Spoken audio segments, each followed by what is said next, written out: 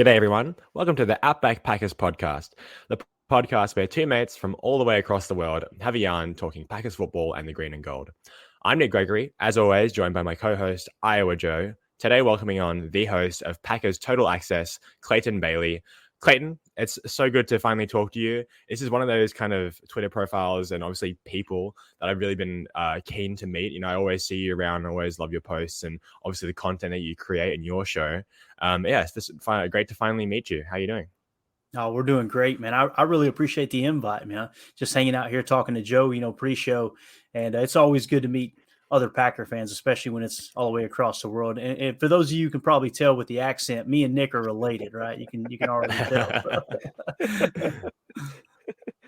Well, like we were talking before show, it just happened to be random that some dick came after Clayton and I just, popped out there, say, hey, leave that guy out of it. Just come talk Packers with hilarious, us. We got to give that backstory. We've got to. So we had a guy on Twitter who was just disagreeing with me on something. And just like everyone does on Twitter, if you disagree, then you've just got to be extremely rude and insult them. And, that's how you handle it. So all I simply said was, hey, man, since you know so much, why don't we hop on a live call right now on video and let's break down some X's and O's. And I don't know. I'm sure his thumb just slipped, but he blocked me. Then all of a sudden, I get this message from Joe. Said, "Hey, man, instead of arguing with him, why don't you come on the show?" I was like, "Hey, you know what? That sounds good. Let's do that. Let's roll." So here we are. Hey, man, it's a lot. That was a lot simpler than what I had to do with Wes Hodgkins. I pretty much had to stalk him around Lambeau before I could get him to come on. So love it. No, I didn't, Wes. I'm just giving you shit. I mean, it was a random meeting that happened that I just happened to talk to him. But yeah, it's great. I've done that with several people, and just the community the Packers have on Twitter or X or whatever we're calling it now, and you can argue with somebody one day and the next day you can be best friends because you're agreeing against something somebody else said. It's just, or we can all agree that Vikings fans and Bears fans suck. So right. It just yeah, it gets wild out there in what I call the Twitter streets. That's for sure. Yeah. So, guys, we're finally out of the dark part of the off season. We actually have things to talk about. Training camp is here. I mean, we've had 3 practices already. No pads just yet. I think the next practice is going to have pads on, or maybe exciting next month, the pads will be on. But yeah, I mean, from the small little snippets and, obviously Brandon from the Underage Packers has been leaking heaps of videos and getting in trouble for it. But I mean, yeah, what are you guys thinking? What are you hearing? What are you feeling about everything coming out of training camp? Well, I want to first put out there that maybe we need to start a GoFundMe for Big B's bail. Because pretty soon they're going to get him in Packer jail and, tell him to put the lotion on the skin or he's going to get the hose again, that kind of shit. But, that's been great the whole time.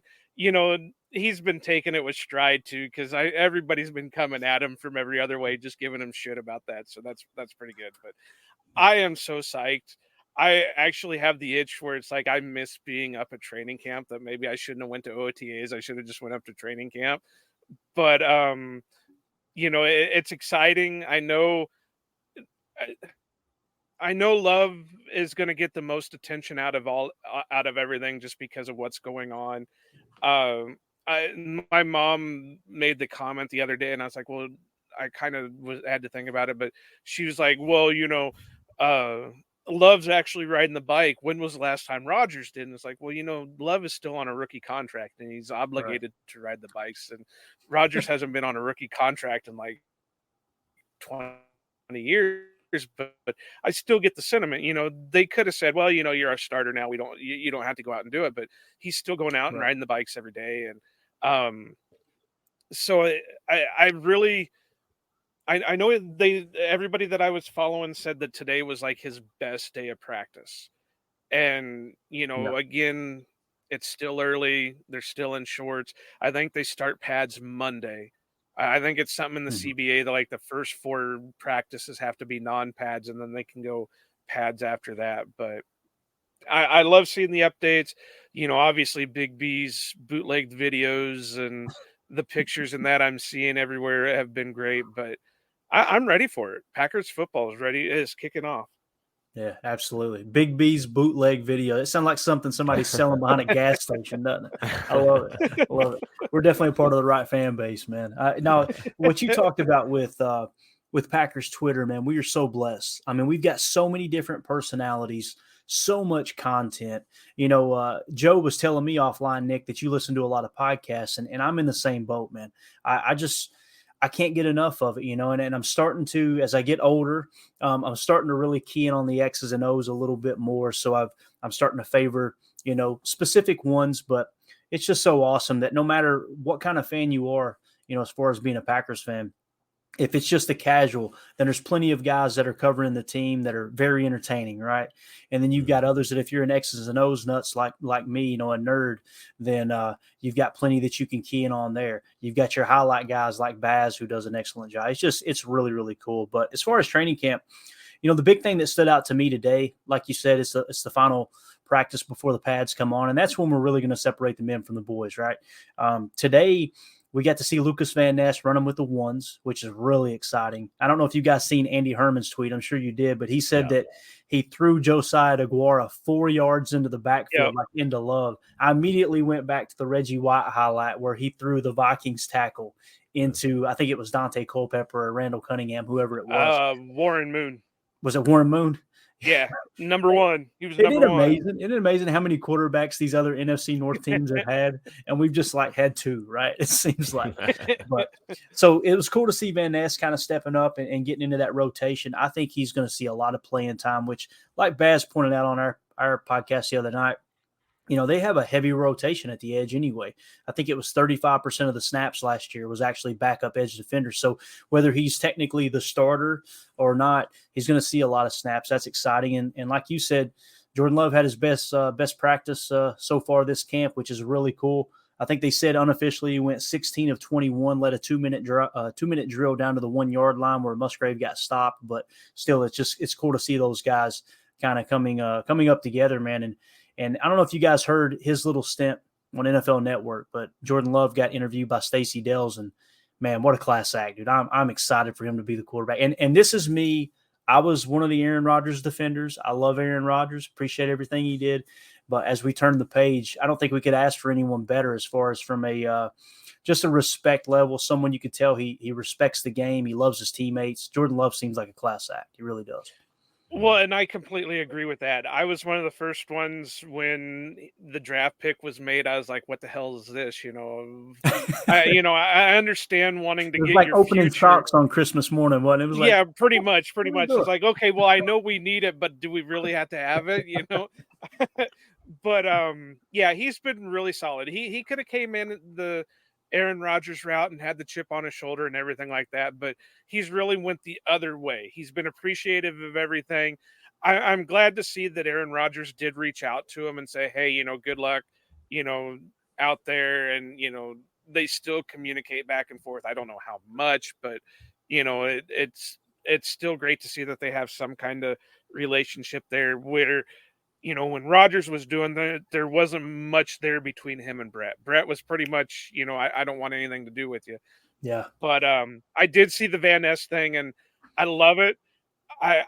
It's really going to be what's really going to be the most interesting thing is to see is when Rashawn Gary comes back, because he's not going to come back 100%. Just the ACL injury, he's still going to have to be on a pitch count. Well, if Van Ness is, tearing it up, most college players, when they come in the NFL, always have a drop off towards the end of the season because there's the difference in the NFL and the college schedule. So if he starts going towards drop off, you're bringing Rashawn Gary right back in. It's a great point. It's going to make a scary defense. Now, I'm not going to say, as much as I'm a Van Ness homer and a Hawkeye homer and all this stuff, I know there's, expectations have to be tempered. Yeah. He's not going to come out and be, a 50-sack guy in 4 games. It's just not possible. This isn't Madden, right? Right. But could he come out and have an impact like Clay Matthews did? Well, yeah for sure. we're already seeing him practices, and I just kind of caught bits of it, but in one of the interviews he did after practice, he goes, "The best is yet to come." I'm easing up a little bit on this. Wait until pads come out, So Yeah. it's great. And another thing that's been refreshing with the training camp, with just what I've seen from the last 2 days, Jordan Love is integrating everybody. Yeah. We were so used to Brett Favre zeroing in on, one receiver. We were so used to Rodgers, oh, well, I'm going to stick with my veterans and the rookies Yes. have to learn as they go. So far, I've been hearing Love to Reed constantly. Yeah. Or Love to Musgrove, or, it just, or Musgrave. I keep mixing that shit up. Somebody called him Muskrat earlier on a podcast. I was like, Muskrat? What are we doing? So it's totally cool. Okay, so that brings to mind a story for me, and this comes up with another Hawkeye. But when Brian Bulaga was drafted, I was up at training camp, and I was standing by the gates, and I was doing my autograph thing and all that stuff. And Brian Bulaga comes up on the bike, and here are these kids just yelling at him, "Hey, Beluga! Hey, Beluga! Beluga!" It's like, oh, he's just looking like, what? And then a couple of, I can't remember who the players were, but they came up and, yeah, Beluga, go sign for him, Beluga. Welcome to the league. But anyway, it's back to my point. It's just great to see that Love is going everywhere. It's not just he's going to mess with Watson and Dubs and Torrey, which Torrey sounds like he's having a good camp so far too, but he's going everywhere. Even the new guy that they just drafted, and we're going to touch on this here in a couple minutes, or not drafted, that they just brought in as a UDFA, that Crest, had a wonderful one-handed catch today. And that just shows that, everybody's getting their hands on stuff. Yep, absolutely. No, yeah, absolutely, and I guess like you're saying, it's like the kind of the full shift in like the youth and the kind of the leadership of this team. I mean, I'm really happy about seeing Jair kind of still maintaining that role and really stepping up to being more of a leader on the team. It's guys like him that are going to be running this defense, going to be motivating the other players to push, and like you guys were saying, having Van Ness in there, like Edge is almost kind of like running back now, where like you're never gonna really have like a true like bell cow who's taking like all of the snaps. On a good defense, you look at the teams that have won the Super Bowl the past 5-6 years, they all run through heavy D-line rotation. And like, I think that's why I think a lot of us were really happy when Van Ness was drafted, not necessarily just as a replacement for Preston, but just to make the team better overall and just to make everyone's life easier. I'm really happy about kind of the state of everything on the team except for like safety. So I guess we'll see how that plays out. But I think all we can do at this moment is just like look forward to what's going to happen. It's kind of just in that waiting mode. Well, and you mentioned safety. It sounds like the safeties are even really stepping in there. They're mixing them all up, and they're saying that Tavares Moore has been looking great. And it makes you wonder if the reason why he kind of went downhill is because of the Achilles injury. And now that he's fully healthy, he was a third-round pick. Right. And, I know the Packers haven't had great success with third-round picks, but that doesn't mean everybody else hasn't had success with third-round picks. So, and that Jonathan Owens had day one, played the run very well. There was a couple of times he was getting in the backfield on run defense. So, even though we don't have like big names, we could, and as much as we've been kind of down on the safety position all offseason, it might not be as weak as we thought it was. No, and that's one thing that Goody does well, right? He gets those cheap free agents, and someone always pops. Rasul popped, Devondre Campbell popped. You kind of look at the draft, and it didn't fall the way they wanted it to in the safety room. So what did they do? They took Anthony Johnson Jr. late, but then before that in free agency, they said, okay, I'm sure that they had a fairly high draft grade on both Jonathan Owens and and Tarvarius Moore, which is why they brung him in. Of course, you got Rudy Ford returning. The one thing I disagree with is Darnell Savage on that fifth-year option. I wish they would have let him test the market. Probably could have got him a little cheaper. But it's, then again, with Amos leaving, like if they didn't land Savage, they're looking at that safety room going, oh, man, we're going to have to bring out the custodians here soon or something, right? So, it's easy to sit on our couch, right, and just say, well, here's what I would have done. You get a lot on the line. So I'm hoping Savage pops this year. I think he's a great guy. I think he's got a great attitude. It's just, I'm not going to sit here and pretend like he's played well. He's definitely underperformed. Right. And, it's kind of strange to see with him go from his rookie year and the second year where he looked solid to being almost nothing. So, this is his make or break year, so we'll see what happens. Definitely. Yeah. And I guess the last thing I just want to talk about is just kind of noting which players are playing with the ones and which players kind of like coming in and out. Like obviously Musgrave is basically tight end one. He's been playing with the ones every single day. A lot of those, and obviously Kraft as well is basically going to be tight end two. It seems like they're kind of moving DeGuara to his actual position, the H-back role, more of the hybrid position. He's not, blocking in line or whatever, which is, it's nice to see because that's not what he's supposed to be doing. It was never what he was supposed to be doing when he was drafted for this team.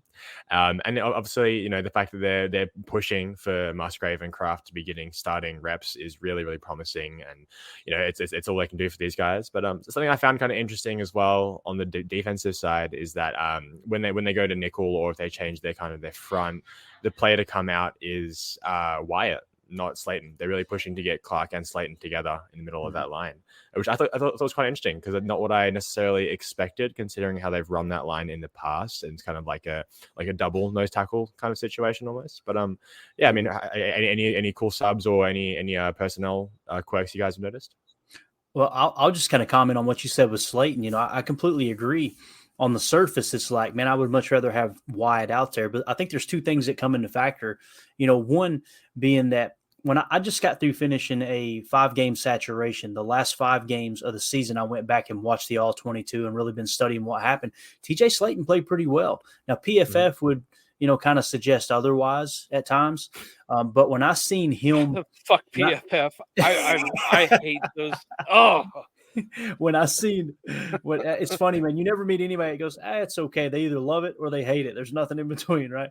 But, I've went both sides. At first I loved them. And then after seeing some of the grades that they would put out after certain performances, it's like, no, I'm done with them. Forget this shit. But with Slayton, I feel like he really turned it up there in that stretch when the defense got better those last five games of the season.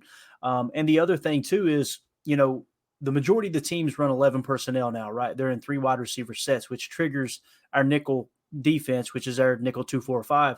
Well, even though they're in 11 personnel, they're still going to run on first down. So if you put Wyatt out there, I'm not suggesting he can't play nose. We know Kenny can, but if you put Slayton in there, that traditional nose, into that, anywhere from a 1 to a 3 tech, right, to kind of shade that center, that's going to help you with run defense, a little bit more than someone like Wyatt, which I think we would all agree is definitely a better pass rusher than he is a run defender. Although I think he's pretty solid run defense too. What it really tells me though, man, when it comes down to it, Nick, I'm feeling a lot better about this defensive line now that Wyatt's going to get more reps. I'm a big Wyatt fan. I think he's going to break out this year.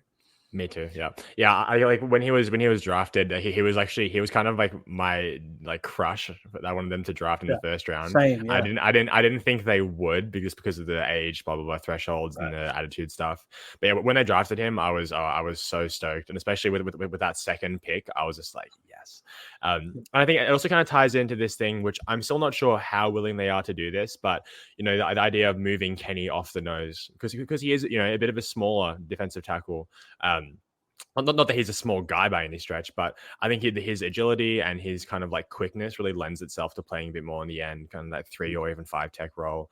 And Slayton obviously is a big dude, so I think he can definitely find more time comfortably in the middle there, which makes me really excited because having 3 out there with Slayton at the nose and not Kenny, I think would be just so interesting just to see how that turns out. And because I think it'd be awesome. Yeah, definitely. And they like to play that gap and a half.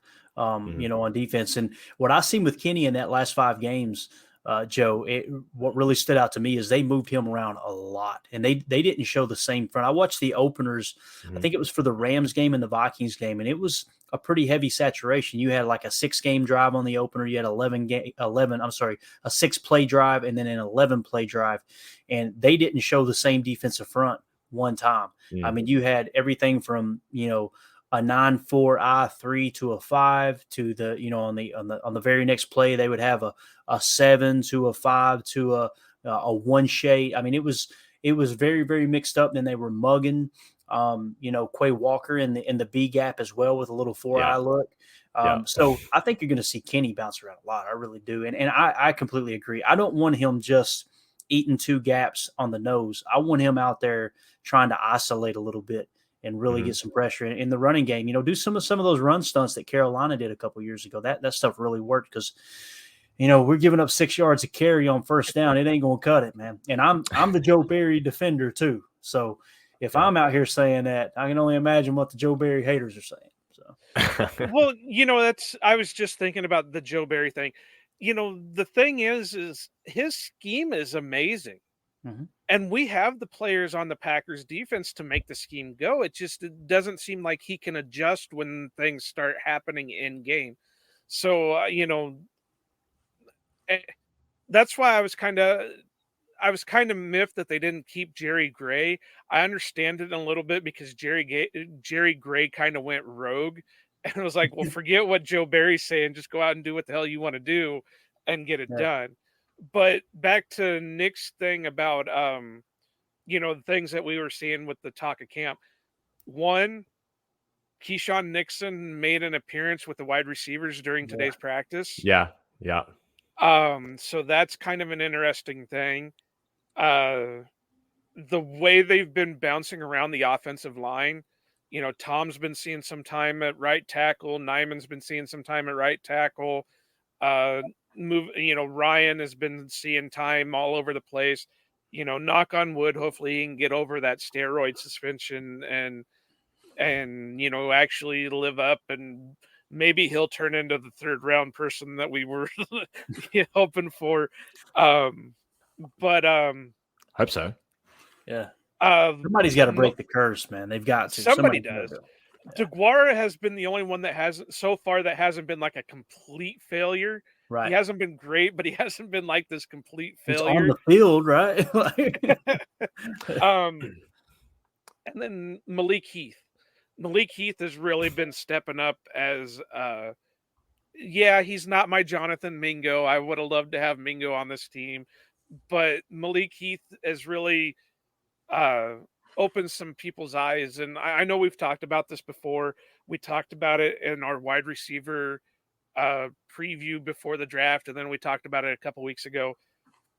I said all along with Malik Heath, if he would actually put the effort in, he probably could have been that 2nd round pick like Mingo was, but for whatever reason he wasn't. And then I kind of like what I heard out of Quay Walker talking about how he's not going to let the 2 ejections get to him, and he started to do meditation and stuff like that. So, I've said all along that this year is going to be a complete unknown because we're so used to, with Aaron Rodgers, we're going to at least win 10 games. That's and, it. Yeah. A playoff. But now we don't know what's going to happen. But everything that I'm seeing is making me excited. Yeah. And I look forward to this season. I really do. Yeah, I think with Quay, like again, that pick is not at all what I would have ever picked at that spot. But I mean, like the fact that he's here, I love him, and if he pans out, and like they obviously have plans for him, it changes the entire infrastructure of this defense. Like it's not just someone to replace Devondre; it's an entirely different ball game. He adds so much value as a pass rusher. He's so physical. His ability to like get behind the line and penetrate, and again, this the physicality and like the raw athleticism that he has, it changes everything for this defense. So if he does, start to heat up, and he was at the end of last season, especially once Devondre is gone and he's taken the bulk of the snaps there. I mean, it's really, really, really exciting. And even if it wasn't the pick that I would have made, or if it's not the most valuable pick, it does, at the end of the day, it means a lot for this defense. And yeah, he changes everything. Yeah, definitely. I mean, he accepted the responsibility wearing that green dot and was thrown into the fire. I think he looks great in pass coverage. I think that the only flaw that I have for Quay Walker, and ironically, it's tied to missed tackles. The fact that he had so many tackles, but yet when I turn on the tape, I still see him missing tackles. Is like, if he puts it together, this dude is going to be a machine. Like, he is going to be a machine. And I think he will. I think he's got the right attitude. It broke my freaking heart watching him walk down that tunnel after he got ejected. Yeah. And there were so many people on Twitter just going at him, and I'm going, and someone said, look, he still doesn't get it. He's saying, why are they doing this to me? That's not what he's saying. You could tell he was disappointed in himself. He let his teammates down. I'm rooting for that dude so much, man. So much. Mm-hmm. Definitely.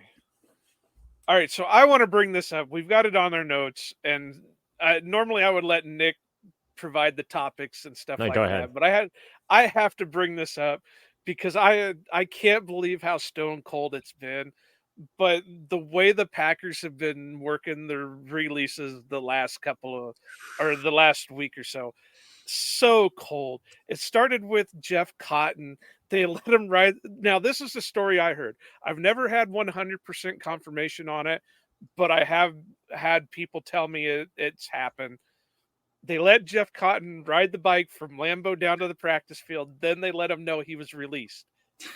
God, then we get to just, what was it, yesterday, Jonathan Garvin's birthday. Within 2 or 3 hours of the Packers wishing him a happy birthday on Twitter, they release him too. It's like, wow, guys, this is like killer mentality. I couldn't believe it. It's brutal, man. It is brutal. I'm telling you. Yeah, I didn't even hear the bike thing, man. And if it isn't true, we're not going to let the truth get in the way of a good story. We're running with it, man. We're running with it.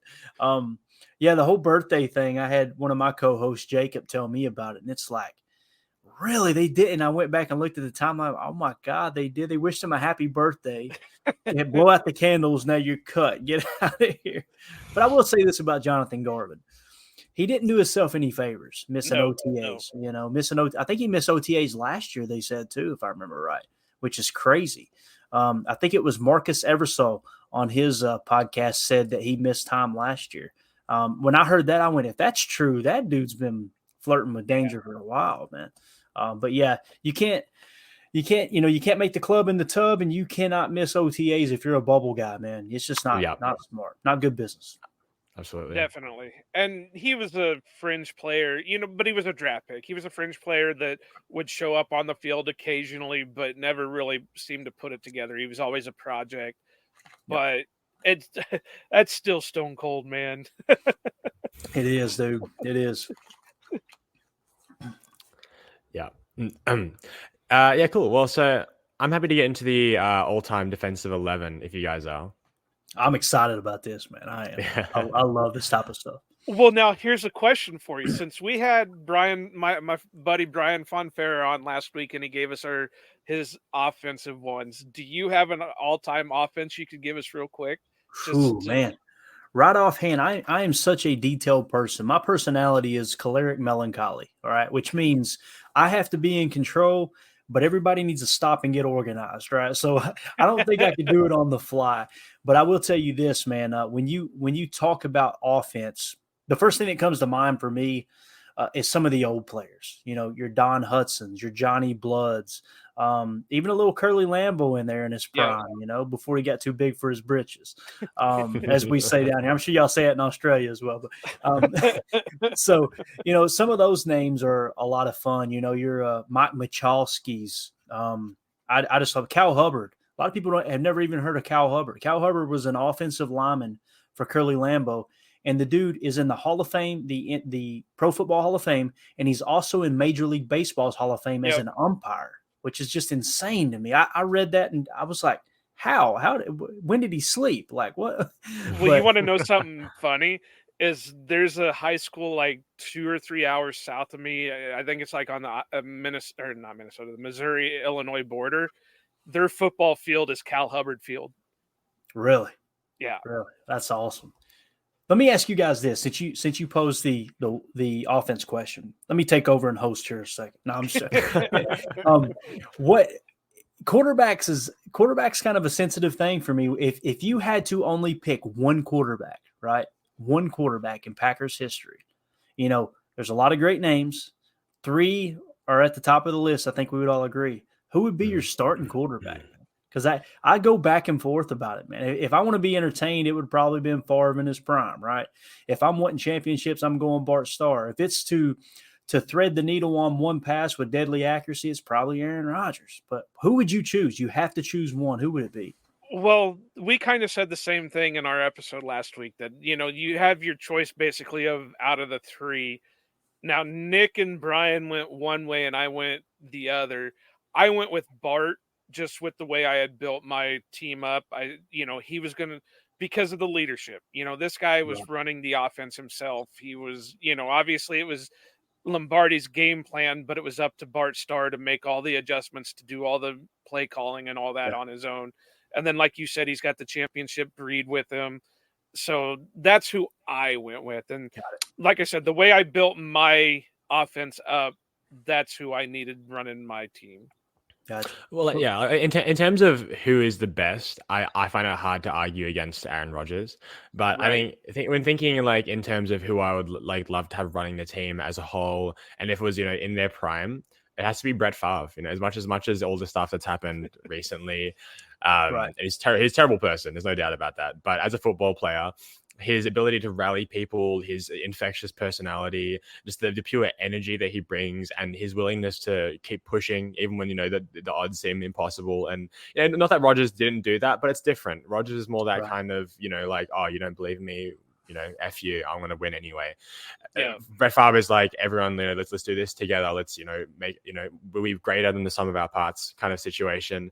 And I just find that like for the way I think about football, I just find that so much more like fulfilling a little bit. And I guess like, it is pretty fresh kind of seeing like the lasting effects of the way that Rodgers ran the offense there. But just like those years with Favre, I mean, I wasn't around for them, but from what I've seen and everything I know, I mean, it just seemed like so much fun. It's he was the quarterback when I became a fan. I became a fan in 2003. I didn't have a favorite pro football team, and I won't bore you with the details, but that's how I became a fan. And I, kept hearing about this historic Lambeau Field and the history of the Green Bay Packers. And long story short, I watched a documentary, and 2 weeks later, I was watching them play the Bears at Lambeau, and I've been hooked ever since. But it was kind of Favre that pulled me into that. And everything you said, Nick, very well said. Strictly on the field, he was a lot of fun to watch, man. He was the most entertaining player I've ever seen. That's for sure. Yeah. I mean, he was the kid. That's what they all called him. Right. He was the kid because that's all he did was he went out on the field and he played the game like a kid. I 100% agree with all that. And, like I said, it all depends on how you want to build your team. Right. If you want to go out there and have fun and, whatever, obviously you're going to take Favre. If you want to play serious, if you want to, do everything perfection, you're probably going to go Rodgers because let's face it, he's probably been the best quarterback ever. Yeah. I mean, arguably he's top quarterback ever. I mean, championship wise, you can go other, Tom Brady or whatever, but athletic wise, he's it. And then, like I said, if you want leadership and all that, you got to go with Bart. I mean, there's no doubt about it. So you can't, there's like we said in the episode, there's no wrong answer there. Yeah, it's not like we're taking Randy Wright, or the name just Mike Tomczak for the couple years that he was here. Or, it's not like we're picking Tim Couch or Vince Young or something. Man, I'm a Kentucky fan, and let me tell you this quick story. This is funny. I was living in Knoxville. I had been a Packer fan not very long at all. And, of course, Tim Couch had then left Cleveland. I don't know if you guys remember, but the Packers signed Tim Couch one preseason. Yep. I got so excited. I was living with my older brother. He's more of a father figure to me than a brother, really. And I remember coming home from work that day. I'm like, man, we signed Tim Couch. This is the guy that's going to take over for Favre. This is going to be freaking awesome. We sat down and watched a preseason game. I'll never forget. I want to say it was Joe Theismann. I could be wrong. Somebody was calling a preseason game that was a pretty prominent name. And Couch dropped back for that first pass, and it was like a 7-yard out route, and he bounced it. And the announcer went, well, that was just pathetic. And my brother, the pop that got out of my brother, he loved it. He rubbed it in my face so hard, man. I've never been the same since with Couch. So there you go. Yeah, but like I was on Reddit earlier today, and somebody was talking about they were talking about the quarterbacks that they tried to bring in as retreads. You know, you had Rick Meyer, you had Tim Couch, and I even remember when they brought in Akili Smith because it was the same. I think it was the same year or the year after they brought in Tim Couch. Just went through all the top picks that year, right? Yeah. So it's amazing all the quarterbacks in the Packers history that have been there but never had to start. Right. That's true. It's true. Yeah. And Clayton, who is your pick at quarterback? Quarterback, I would have to go Aaron Rodgers. I know a lot of people have soured on him here of lately. Man, I was right in the Twitter streets last year, arguing with everybody too. But yeah, if people like to say, well, Tom Brady's the greatest, and listen, it comes down, in my opinion, it does come down to championships, right? And that stuff does matter. But I'm a firm believer. If you take Aaron Rodgers and put him on those Patriots teams, and you take Brady and put him on the Packers teams, you're probably going to get a similar or a better result with Aaron Rodgers with the Patriots. That's just me. That turnover differential is absolutely huge. The way he protected the football over the years, that's going to be the key to Jordan Love. You know, is he going to be able to protect the football? And he doesn't have to do it at that level, right? And the surrounding cast is going to play a big role. But yeah, man, Nick, to answer your question, I got to go Aaron. I really do. And I love Bart. Like, I think Bart is the best leader of the three. Yeah. I think Brett had the most guts and just that ability to play off script and do it in a fun, entertaining way. But if it came down to one game, one throw, game on the line, I can still see that ball flying through that Detroit air, man, on that line, Hail Mary, and all the others too. I'd have to go Aaron. I really would. Yeah. No, I love that. All right. So defensive 11, how are we going to tackle this? So I have chosen do it the same way we did it last week and just go position. Yeah, so we have a few differences here in our formations. I've gone with a 3-4. Okay. Still 4 DBs. What do you have, Joe? Yeah, I went 3-4. Just a second, let me grab my doc. Yeah, I went 3-4, 4 linebackers, 4 DBs. Yeah. And I went 4-3, which is funny because I'm a big 3-4 fan, and I think I'm the only person that likes the 3-4. You guys went 3-4, I went 4-3, and I love that you guys are using digital documents, and I'm over here like a Neanderthal with a notepad. Right, that's just the way it's going to go. But I had to, otherwise I would have lost my paper.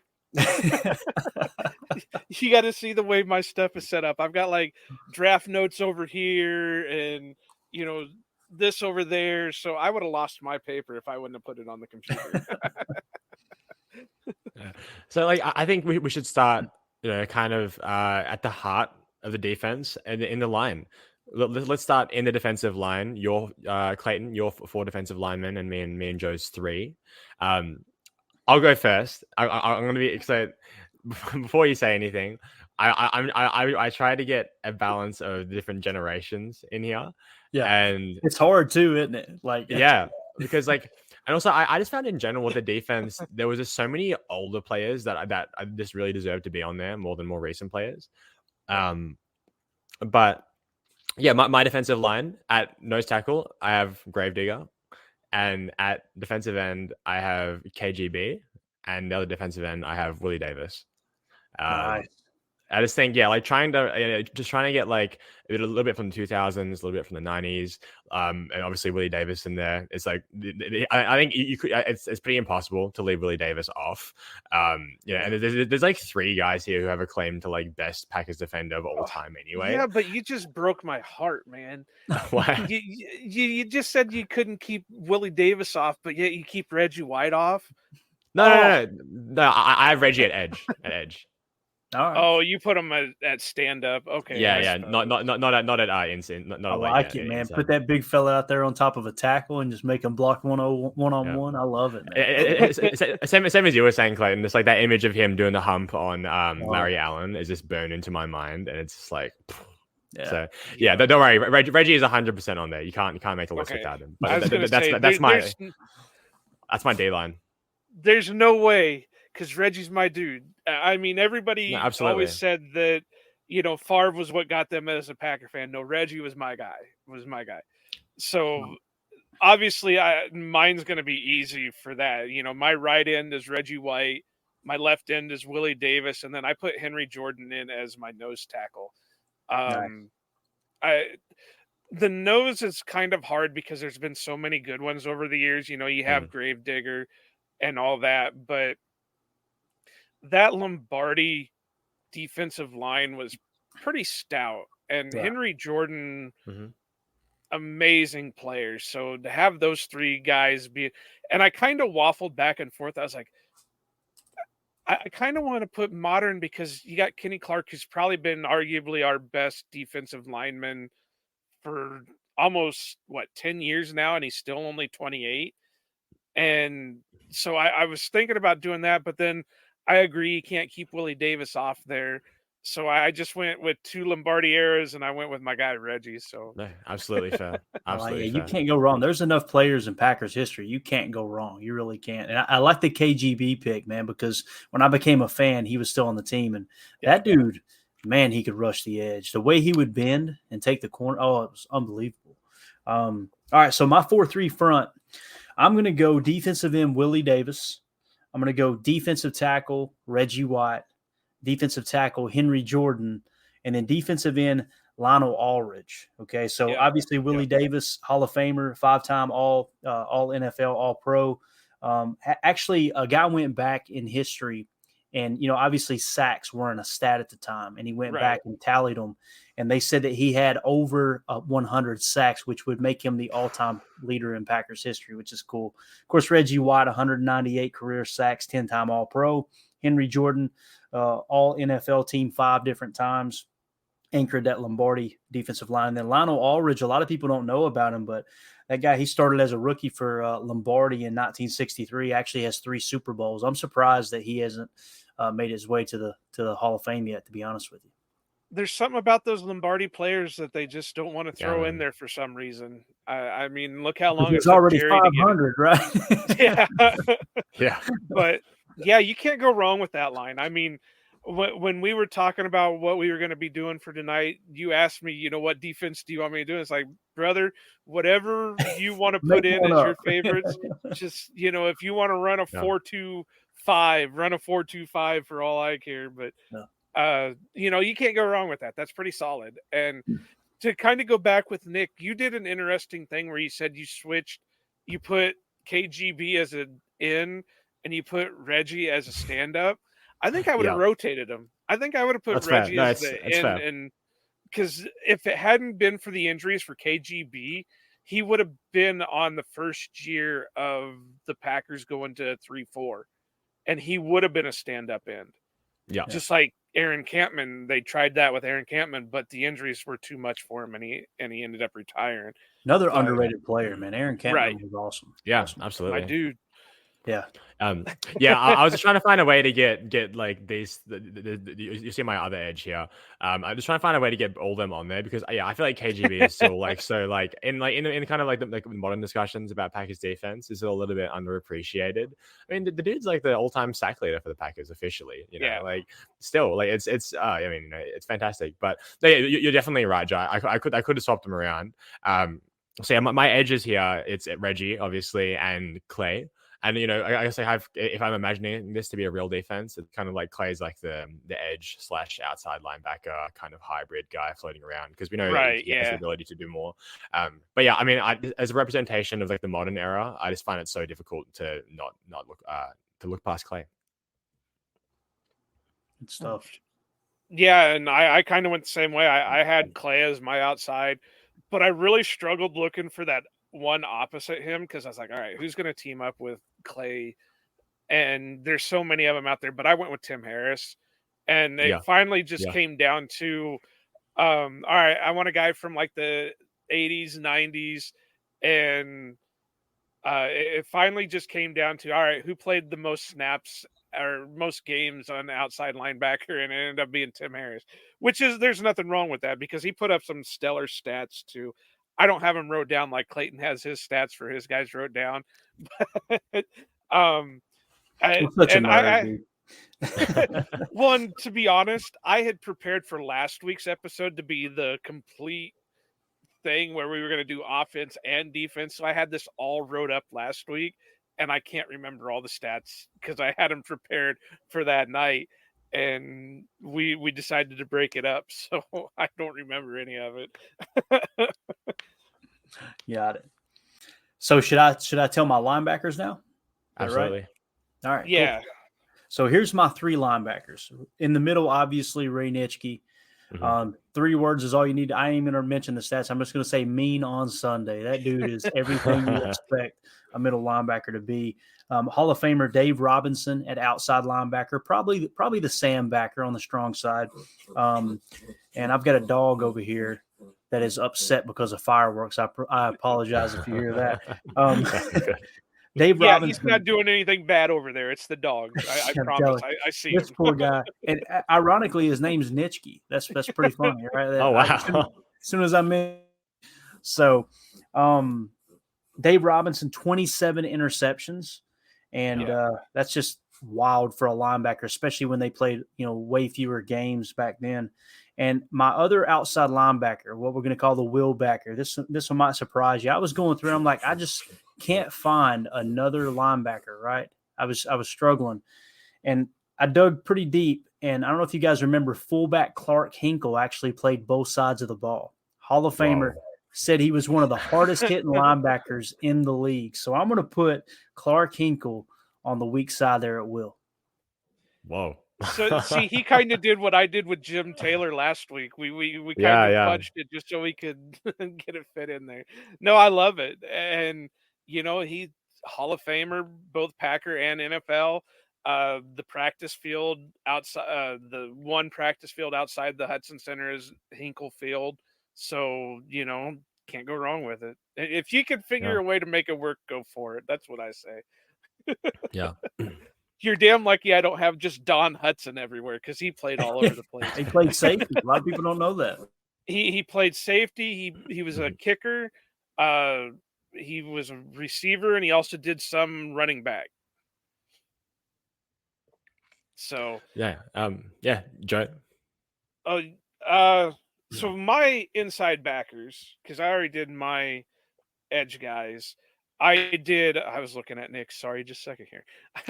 I went with Nitschke. Obviously, you can't. The guy put his head through a locker in a movie, and you just can't go wrong with that. And then my other one, because I wanted to go a little bit more modern, and I think he still is like the tackles leader, is Nick Barnett. He's one of the first ones that I remember actually being. I used to watch the draft all the time, but I never knew who was going where and whatever when I was a kid. And I think Nick Barnett was like the first one that I really remember paying attention to being selected by the Packers. So, kind of a personal thing there. But other than that, solid tackler. Really, his career was kind of cut short because of injuries. But, he's still, with his time there, was great. And of course, he had the samurai sack celebrations. So that's my dude. Love it.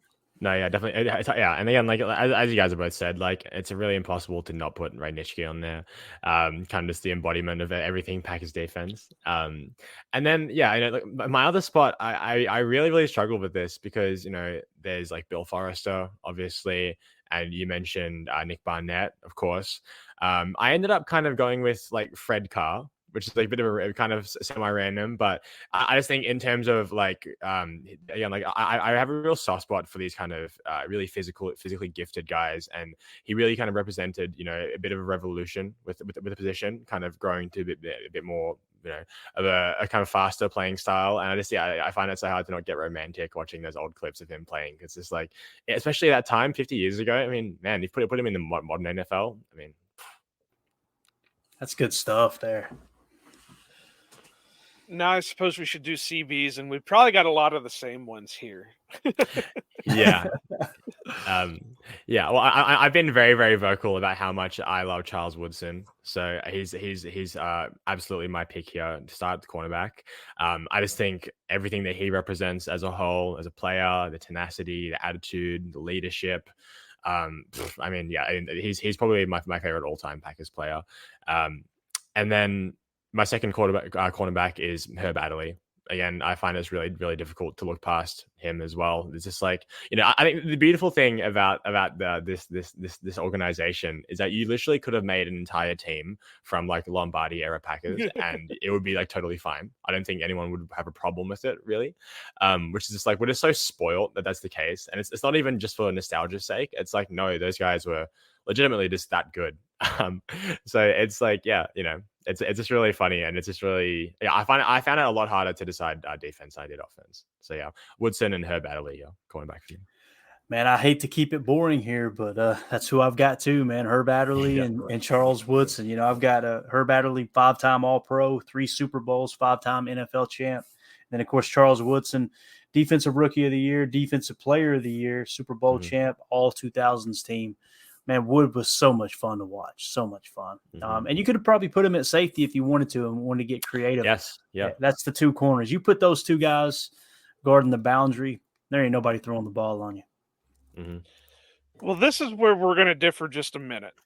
I've got Woodson. There's no doubt about that. One of the greatest. And, for a guy who didn't even want to end up in Green Bay to become one of the greatest in Green Bay is kind of funny but I went different than Adderley.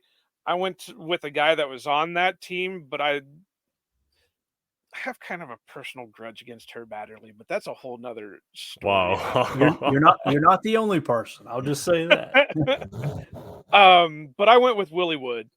Another Hall of Famer.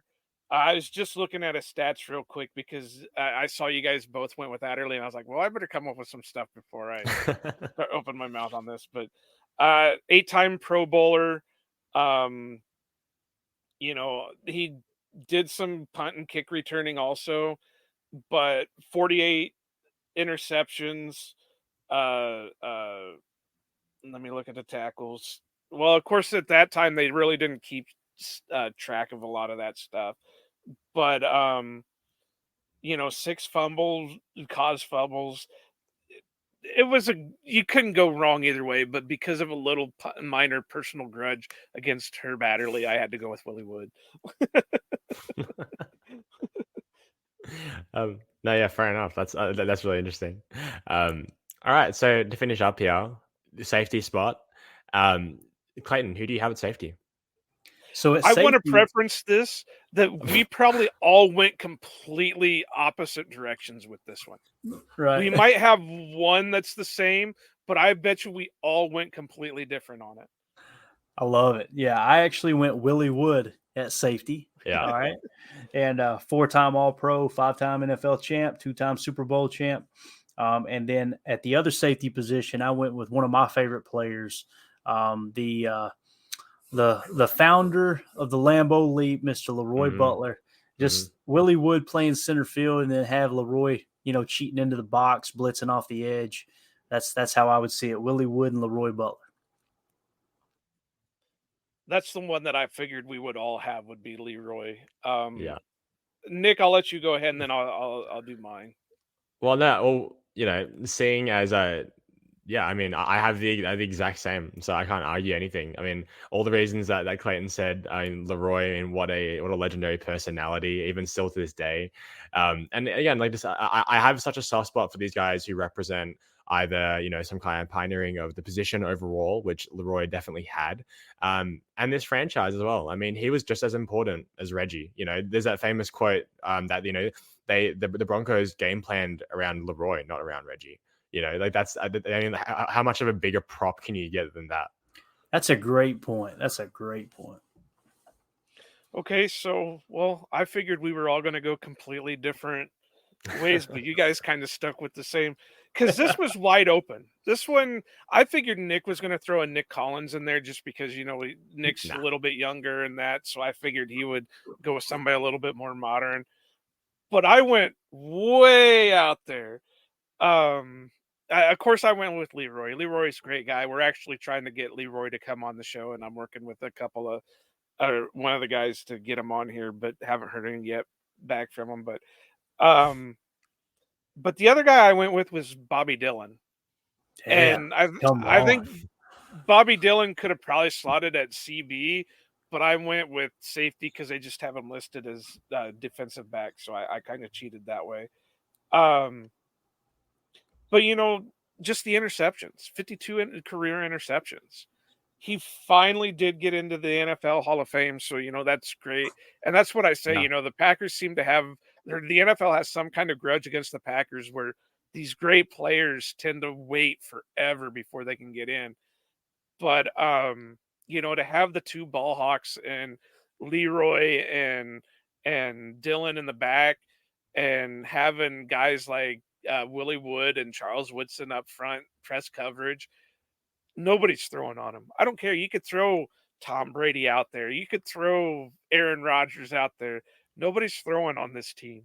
Yeah. Hey, Bobby Dillon, here's a cool story. I'm sure he was actually legally blind in one eye. I've heard about that. Yeah. Yeah. And I don't think I knew that one. They had a famous quote too. They said that an official asked him one day during a timeout, during the game, they said, "Bobby, what are you going to do if you lose your other eye?" And he literally said, "I'm going to become an official." Yeah, dude. The dude had one eye and had how many interceptions, Joe? He had 52 career interceptions. It's crazy. He was blind in one of his eyes. If I was blind in an eye, I couldn't take the trash out, dude. That's just unbelievable. Unbelievable. That's crazy. You take my glasses away from me, and I can't do shit either. So, and see, and he played before sacks and all that were tallied, so you can't even look that up. I'm on Pro Football Reference, and there's like no tackles, no sacks, or anything like that. It just interceptions. Yeah, definitely underrated. That's for sure. That's a good call. So something I asked last week here, Clayton, is that so when it comes to the Packers, God, sorry, you're my son. You look like an angel right now, dude. That's amazing. It's very angelic. When it comes to the Packers, it's like I said this last week. The reason why I'm so passionate about the Packers is because they have like a team identity. They're not constantly in between, like coaching regimes, and they're not like between philosophies, etc. They have like core values that have extended through, multiple decades at this point. And even though our current front office is still, related to those that Ron Wolf front office from the 90s. And so what qualities do you think kind of define a Packers defense, and like what things do you think that the Packers kind of strive to keep going as a defense as a whole, as a philosophy? It's tough. That's a great question. You've had all these different eras, right, of teams. Lombardi, his teams were built off that defense. They really were. The 90s, we always think of Brett Favre. We always think of Mike Holmgren, the great offensive mind, from the Bill Walsh tree. But in all honesty, it was that defense in the 90s that made that championship happen, right? So, if you're asking, okay, what are the qualities of a Packers defense? I think it kind of comes down to, just patching it together, I guess is the best way to say it. Another way, too, is, as teams are built, they're built different, right? And, the Super Bowl that we won in 2009, 2010, it was because we had a solid defense, yes. But let's be honest, it was kind of an offensive minded team. You don't immediately think of people on the defense. You typically think of a young Aaron Rodgers kind of coming to his own. You think of Greg Jennings, Jordy Nelson, all those players. So as we step into this new era with Matt LaFleur, I think we're going to kind of get away from the norm when it comes to defense. I think that, like Mike Wall said the other day, we had him on the pod, and he said, if this team's going to win, it's going to be with defense and running the football, controlling the clock, and it's going to come down to turnover differentials. So I'm hoping that they can somehow channel that, from that Dom Capers era, where that's the thing they did well. They forced turnovers. We got to get back to that. So I think that would probably be the answer, Nick. If you're trying to say, okay, what describes a Packers defense? For me, it's you got to create turnovers, right? That's what they did. That's what they did in 2009. We know Reggie literally throwing offensive linemen into quarterbacks in the Super Bowl. It's just got to get back to that brute force. For the longest time, it's like the defense felt like they're almost friendly. They're nice. They're kind of the second, And when you think of Lombardi's defense, Nitschke wasn't nice. Like, you know what I'm saying? Willie Not Davis, on the field. Yeah. Nicest guy you ever wanted to meet off the field, but on the field, he would eat you alive. and Willie Davis was one of the most intelligent human beings in the entire NFL. That dude had more degrees than a thermometer. That guy was so intelligent. And at the same time that you get them on the football field, that defense was snarling, man. They were nothing to be, playing with. And then you get into the 90s, it's the same thing. Gilbert Brown, you imagine Gilbert Brown running at you? Reggie White, like I said, just Mike Wall on the podcast was talking about hitting Reggie. And I was like, that's right. Because he was drafted in the supplemental draft in 99. He went up against Reggie in his first training camp. And I said, what was it like hitting Reggie? He said, Clayton, it was different. He said, it hurt. Like, it was like, that was when you hit Reggie, it was like, you can't move him. You just couldn't move him. So I think we need to kind of get back to that. And I think with the Van Ness pick, I think with Wyatt in the middle, I want to see Wyatt kind of develop a little bit of that nastiness. I think this defense has got to get mean, man. And hey, listen, I know it was a flaw last year, but Quay Walker's got that mean streak. Just ask the trainers. Ask the on the sideline. Too soon.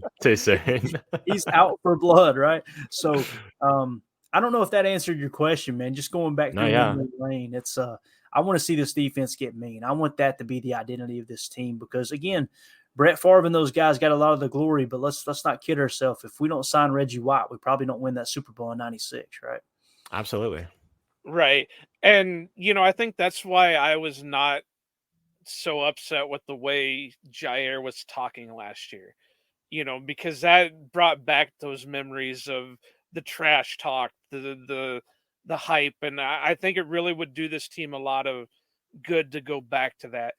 But I have a question for you guys. Am I the only one that came up with an all-time special teams for the Packers? Oh, no. Oh, I've got mine. All 11 are Keyshawn Nixon. I just put Keyshawn Nixon in. No, I did not do that, but that's impressive, man. I feel like I I'll have a tough time on the spot differentiating kick and punt return. But I feel like kicker has to be Mason, and the returner surely is what's that from the 90s? What's his name? Desmond Howard. Howard. That's it. I was like, the first name that came to my head was Desmond Bishop. I'm like, that's a linebacker. Desmond Howard. Well, I had Desmond as my returner, and of course I had Mason as my kicker. But then I went long snapper Rob Davis, and my punter was David Beverly. So nice. Good stuff, man. That's I awesome. Said I was really thinking of like this whole one episode we were gonna do like offense, defense, special teams. So I have it all wrote up here. Yep. That's good stuff, man. Yeah. As far as kicker, it's got to be Mason. Is Mason the greatest kicker in Green Bay history? I mean, well, he's the all-time scoring leader. Yeah, I mean, and stats leader as well. Yeah, it's got to be right. Money Mason. Well, non-quarterback start. Yeah. Yeah. Right. Yeah. But I mean, you could look at Longwell. you could probably look at I can never pronounce the guy's name. Was it Chris? Jan, Was Chris Jackie the kicker when they won the Super Bowl in yeah, '96? yep, Is that right? in the 90s. Okay. Him and Craig Hendricks. That was even before they started using punters as holders. That was when they were still using the backup quarterback. Brett Favre holding that kick like this. But Jan Stenerud. I've never heard that name. What was it? He was in the 60s. I think he was the Lombardi era kicker. Hey, how about Jerry Kramer kicking back in the day? Yeah, seriously. And then, That's like wild. I said, Don Hudson kicked. Because there was one. I can't tell you the game, but I remember researching it at one point where Don Hudson scored like all the points for the team. He caught a touchdown. He recovered a 2-point or a safety, or he caused a safety, and then he was the kicker for the field goals and the extra points. Yeah. Don Hudson was a monster, man. And I crack up when people say, well, he couldn't play today. The heck he couldn't. Dude, that dude, they said he was. And people act like, well, he wouldn't be so fast today. Having all the access to the training they have today, you telling me that Don Hudson wouldn't be even better? Come on. He would have been better than a Jordy. That's for damn sure. I mean, that would be the closest you could have for somebody for the Packers. I mean, you would think Devontae, but Devontae was a pure route runner. I mean, he had speed, but I mean, he was the pure route runner. Whereas Hudson innovated the position. Yep. He ran the routes, but he was also quick. I could be wrong, but I want to say that he was called what was it? It was it Alabama Lightning or something like that? Yeah, there was some kind of nickname. I'm gonna look it up. I remember reading. But he had some where it was like something lightning, whether it was like white lightning or something. The Alabama antelope. Yeah, there you go. That's beautiful, man. Just because he had that ain't country. But yeah, I mean, we could. I keep telling Nick that one of these, maybe this next off season, we just need to do an all 53-man roster just for the Packers, because you could easily do it. I mean, it would be so hard to do because there's so many of them to fit on a 53-man roster. Yeah, that's a fact. Yeah, that would be a stacked roster. I mean, stacked. Yeah. Imagine that 35% snap rotation and have Clay Matthews coming off the bench to rush the quarterback. Come on, dude. It would be awesome.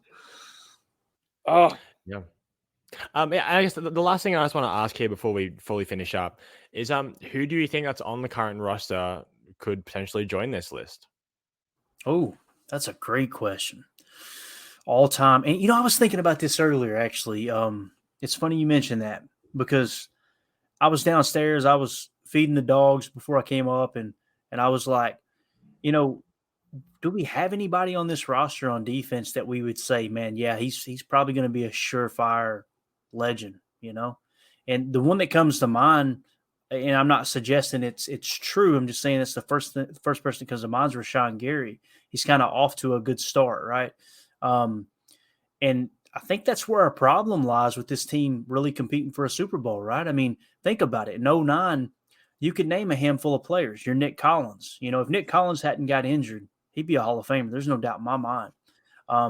Clay Matthews, I think he's still the all-time sack leader, right, in Green Bay history, if I remember correct. I'm a big A.J. Hawk fan. I think A.J. was underrated personally. You had Charles Woodson, Hall of Famer, first ballot. Who is that guy for the Packers? Will it be Jair? Will he be a first ballot? I think right now, if I had to answer that question, Nick, as far as defense, it would be between Jair Alexander and Rashawn Gary. That would be my guess. Yeah. And Jair's got a pretty substantial lead. He's just one of those guys that I think if he continues at the pace he's going, he's probably going to be a Hall of Famer. Yeah, I think. No, sorry, you go. Oh, I was just going to agree. I can't, for the defensive side, I can't, maybe Kenny, but Kenny doesn't have the stats per se to really back it up, but he's got the solid play. whether he's going to be a Hall of Famer or not he would really have to crank out the stats the next however many years before that would happen. Jair, kind of the same way. He was supposed to be a ball hawk coming out of college, but we really haven't seen the interceptions land. But he's had the pass breakups and stuff like that. But defensive wise, I can't think of anybody. Offense, I can think of maybe Bakhtiari. You got to put him as maybe one of your top offensive linemen in Packer history. Yeah, I think, and last week Bakhtiari was the only active player that we had. Obviously, besides like Rogers, who's not on the team anymore. But yeah, Bakhtiari was the only active player on the team that we had on our all-time list last week. No. Yeah. Yeah, I think Bach's got a great chance to make the Hall of Fame. I really do. I mean, he's been a top 3 offensive tackle pretty much his entire career, once he started, once he became a starter. Yeah, man, that's other than that on offense too, it's pretty scarce, right? I mean, Aaron Jones has done some amazing things, but I feel like he's kind of been underutilized, so the numbers aren't going to be there, right? Well, we had Jacob Westendorf on a couple episodes ago, and what was it he said that Jones is only like 3,000 yards away from the Jim Taylor mark. So I mean, really? I want to say that's what he said. I could be wrong. Nick, look it up. But on this computer, I think it'll explode if I do anything more.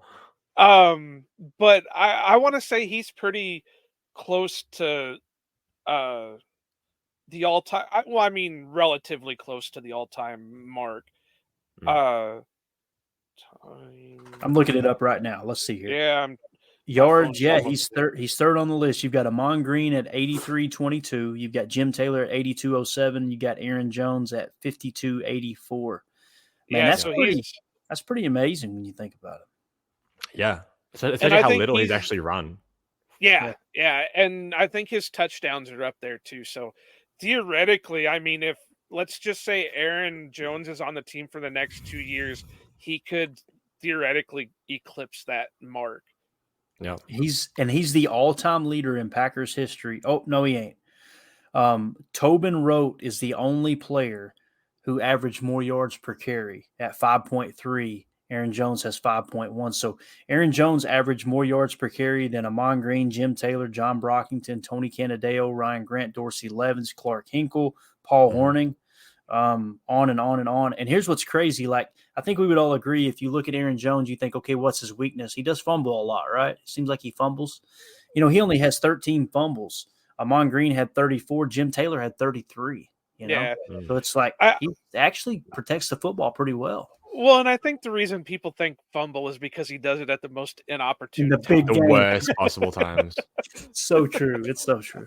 God love him, man. Yeah. And when it happens, I don't find myself angry at him. I'm just like, it's Aaron Jones. I can't get mad at Aaron Jones. No, with the type of guy he is, there's no way you can stay mad at him. And I think that's why a lot of people can't even really go after him on Twitter, just because of the type of person he is. But what else we got, Nick? Oh yeah, just to kind of finish up on my side is I feel like there's already multiple Packers Hall of Famers on the team currently, but in terms of like guys who I think would be in consideration for all time, I think you're totally right, Clayton, with Jair and Rashaan probably having the best chance. I think Jair is kind of like exactly the way that Bakhtiari was viewed when he got his first extension, in terms of how good he's been, how consistent he's been. Since his first season, Jair has been so like electric, even purely just from his energy. And really, once he hit that third season, inarguably a top 3, if not top 1 cornerback in the league, next to Jalen Ramsey there.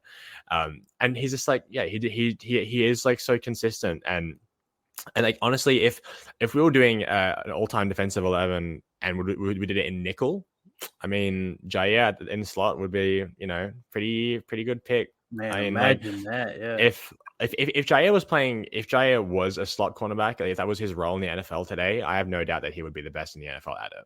I just think, you know, his quick twitch ability, just his instincts, his reflexes, and you know, this is like, yeah, it's like it's that kind of that raw, like, you know, that famous play with the Vikings where he made the wrong call and accidentally, you know, sacked the quarterback. Like, he wasn't supposed to do that. It's like small things like that, and it's like, oh man, I love Jair, man, and I'm sure But we that all guy do. has such a case of ADHD that he just cannot.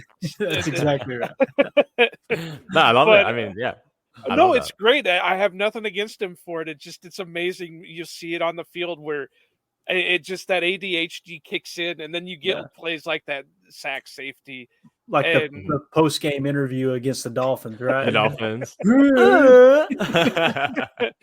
but yeah, it's amazing, and I think you know I think you could compare him a bit to Darrelle Revis because you can throw him on an island and say that's your side. Oh, And that absolutely. and that's why it kind of gets frustrating with Joe Barry because we know we can throw him over there and say that's your guy. I don't care where he goes, whether he goes over here, he plays out of the slot, he plays out of this. That's your guy, and you stop him. And we saw that with the Justin Jefferson in the second game against the Vikings last year. Yeah. So, yeah, I do find it so funny. Even now, the Vikings fans like, no, he was, you know, he was double covered the whole game. He was triple covered the whole game. Like, the double cover doesn't mean anything when Jair is the one who's swatting the ball out of his hands and mugging him at the line. Like, the double coverage doesn't affect any of that stuff. So, yeah. But yeah, I mean, that's all I have here for today, guys. Unless there's anything you want to, Clayton, is there anything that you want to plug of your own work that you would like us to just share? No, I mean, like I said, the podcast is Packers Total Access. We've been doing this now a little over a year and a half. Thought it would probably last a week. We're still here. They haven't run me off yet, so we're just having a blast talking ball. And I just want to say thank you guys for reaching out. I think it's hilarious that you caught me mid argument on Twitter, and now we got two new Packer bros, and I'm excited about chatting with you guys in the future, man. This has been a blast. Anytime we're talking history, I nerd out. So you guys, I love that. you guys are a blessing. You're well spoken, man. Love your format. You're real. You're authentic, and that's hard to find nowadays, man. I appreciate the invite. Well, now I don't know if I want to quit talking. Keep saying nice things. But no, Clayton, it was great having you on. You know, I always have those weird instances where I can get people caught off guard enough just to say, "Hey, it was hilarious, just man." I was like, "Yeah, why not? Yeah, this knucklehead, this guy already blocked me. Nobody else is talking. Yeah, sure, I'll come talk to you." But and I mean, it's the perfect time of year to be doing it, and you know, everything's starting to kick off. And we're almost to the year point. At the first week of September will be our 1 year anniversary for this podcast. So, congratulations! I mean, it's something else. And like you said, you know, we didn't think we were going to last. He wanted somebody to talk Packers with. It was like, okay, well, let's just do a podcast with it. Absolutely, man. Absolutely, love it. Awesome. Well, guys, as always, you can find us on Twitter. You can find Clayton at Packers_access, myself at Nicholas GRGR, and Joe at Iowa_Joe86. The podcast at Outback_Packers. Make sure you like, subscribe, share, listen, of course, all the good stuff. Until next time, we'll see you later.